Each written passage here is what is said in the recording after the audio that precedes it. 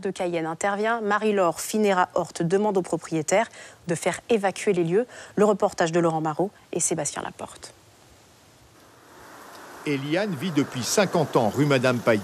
Ce matin, elle est venue lire le papier de la mairie affiché sur la porte du squat au numéro 53, une mise en demeure adressée aux propriétaires de faire évacuer les lieux sous 15 jours.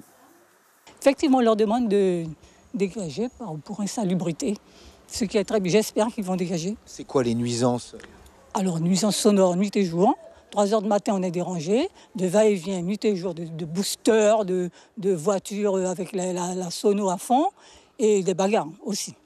25 personnes, dont 4 enfants, vivent dans le squat, dans des conditions insalubres et parfois risquées. Nika Ori est en Guyane depuis 5 ans, sans ressources, dans l'attente du renouvellement de son titre de séjour. La mise en demeure de la mairie la rend très inquiète.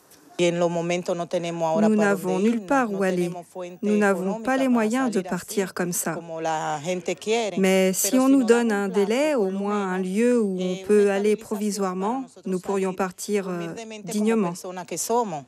Un squat désigné par les riverains et la police municipale comme un lieu de trafic de stupéfiants. Les habitants que nous avons rencontrés démentent participer à de tels trafics. Ils vivent là faute de mieux et sont venus en Guyane pour travailler.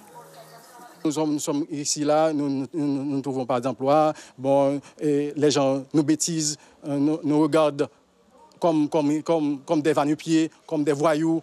C'est pas du tout ça. J'ai 3 métiers. Oui. Et je suis professeur aussi de plombier. Hein. J'ai fait 10 ans à danser et plombier à Haïti. Oui. Je suis un carreleur et maçonnerie. Les habitants ont vécu douloureusement l'irruption des grands frères le 5 septembre. Ils dénoncent des violences, des dégradations de biens et même pour certains, des vols d'argent ce jour-là. Il a dit non, tout le monde dégagez vite fait.